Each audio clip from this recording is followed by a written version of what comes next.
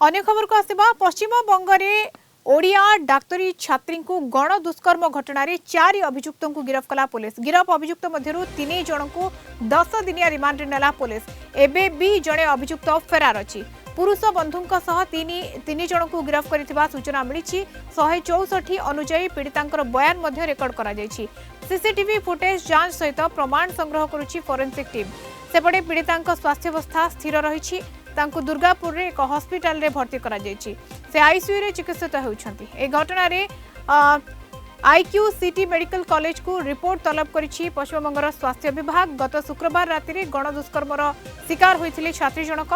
राति प्राय 8:30 बेले हॉस्टल गेट निकटू किछि लोके तांको एक जंगली अंचल को उठाई नै गण दुष्कर्म करिथिबा अभियोग होइछि। गण दुष्कर्म करबा सह तांकठारु मोबाइल एवं 5000 टंका मध्ये छड़ाई नैथिबा पीड़िता छात्री बापा अभियोग करिसेंती। छात्री जनक तांकर जने पुरुष बंधुंक सह बाहर को आसीथिले। पुरुष बंधु तांको बाहाना करी एक खाली स्थान को नेबा परे सेठारु खसी पड़ाइथिले। कोलकाता ब्यूरो हेड प्रमोद महांती आम सहित सीधासख जोड़ी होती। प्रमोद, तदंत किभली भाव में चली जहाँ वर्तमान समय कहुच्छी बयान रेकर्ड सरी पीड़िता स्वास्थ्यावस्था स्थिर रही किंतु जड़े अभियुक्त एबे भी फेरार अच्छी धरवाई कौन तनाघना? देखो तो Madhusmita IQ city medical college कार्यरत वर्तमान सुधा भी उत्तेजना प्रवण रही। आम देखा पाई विभिन्न पर्यायर पुलिस आसी, महिला कमिशन सदस्य आसी, राजनैतिक दल आसी, किंतु हास्पाताल परिसर कार्यरत विभिन्न दिगरु आज स्पर्शकातर थिला। आम जानती यह मध्य 4 जन को गिरफ्त करा मोट 5 जन अभियुक्त अन्य जने फेरार अच्छा।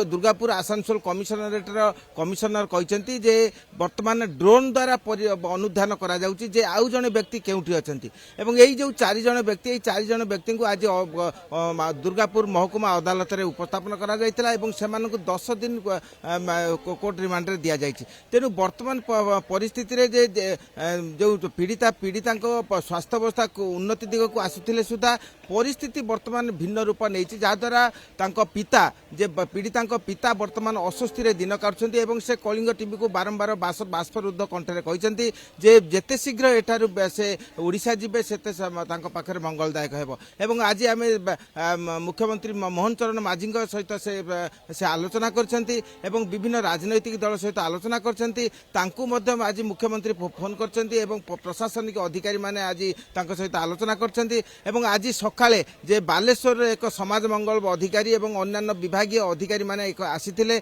एवं अस्पताल रे कर्तृपक्ष सहित से आलोचना करते रिपोर्ट नहीं आज सका 9टार फेरी जाइछन्ती। एवं महिला कमिशन सदस्य मान पक्षर एक टीम आसते से रिपोर्ट संग्रह करछन्ती। एवं महिला कमिशन सदस्य अर्चना मजुमदार स्पष्ट कर दैछन्ती जे 5 दिन मध्य रिपोर्ट दाखल करने से कर्तृपक्ष सहित आलोचना करछन्ती। एवं राजनैतिक दल देखा तृणमूल कांग्रेस प्रतिनिधि माने आसीथिले एवं आलोचना करी गले सेमानकु कौनसी बाधा दे नथिबा बेले वर्तमान देखा जायतिला जे कांग्रेस सीपीआईएम डाक्तर फोरम एवं बीजेपी कर्मी माने जतले आसीथिले सेमानकु विभिन्न प्रकार बाधा दिया जायतिला जहा द्वारा गेट भांगिबा भली उत्तेजना प्रवण परिस्थिति सृष्टि होइतिला। तेनु यहाकु मुकाबिला करिबा पई प्रशासन पक्षरु मध्य पदक्षेप निया जायछि। आमे अन्य पक्षे देखिबा जे मुख्यमंत्री ममता बनर्जी एही विषय रे कोडा पदक्षेप ग्रहण करछन्ते एवं पुलिस को निर्देश दैछन्ते जे एही घटनार जेपरि यथायथ मुकाबिला करा जाय एवं जो दोषी माने जो माने यही घटना घटाई से अभियुक्त को तुरंत गिरफ्त करा जिवो।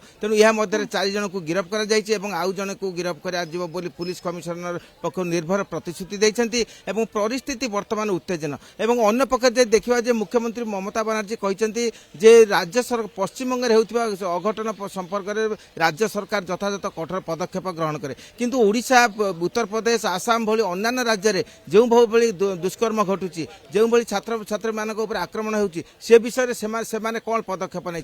तेणु ये इंगितपूर्ण इंगितमूलक जो विषय से विषय नहीं राजनैतिक महल चर्चा चली जड़े मुख्यमंत्री जदि एभली घटना घटी तार यार किपर समाधान हे यार किपर दोषी किपर दंड पाइब से विषय उपर गुरुत्व न दे अन्य राज्य में कौन घटुची से विषय नहीं से इंगित कर राजनैतिक महल में चर्चा चली आम देखा पाई जे विभिन्न पर्यायर राजनैतिक दल विधायक पूर्वतन सांसद लकेट चट्टोपाध्याय एवं विभिन्न पर्यायर लोक मैंने आसी घेराव कर गेट रे प्रवेश करने चाहिए से कर्तृपक्ष अटका देती कोलाप्सुल गेट भांगा पर्यंत कथा जाइए किंतु परिस्थिति जो भाव उत्तेजना प्रवण होती से दुई पक्ष मुकाबिला पदक्षेप नेउथिले सुद्धा समाधान पथ बाहर ना जहाद्वारा पीड़िता पिता वर्तमान अस्वस्थ अच्छा प्रति समय क्रंदनरत अच्छा जे से किपरि एठु विदाय नेबे एवं ओडिशा जिबे एवं से तार बापा मध्य अनुरोध करिसंती पीड़िता को आनिबा पई ओडिशा फेराई आनिबा पई अन्यपटे जो भली भाव आपण कहउछंती उत्तेजनामूलक परिस्थिति लगी रही सेठारे एवं अन्यपटे तदंत मध्य करा जाउछि आउ जड़े अभियुक्त एबे भी फेरार रही जहाँ वर्तमान समय ये बड़ कथा एवं ताकू किभली भाव में धरा जीव से नहीं कि तदंत जारी रही जहाँ सूचना मिलूँ किंतु बड़ कथा होछि उत्तेजनामूलक परिस्थिति लगी रही है बहुत बहुत धन्यवाद प्रमोद सूचना कोलकाता ब्यूरो हेड प्रमोद महांती आम सहित जोड़ी होते।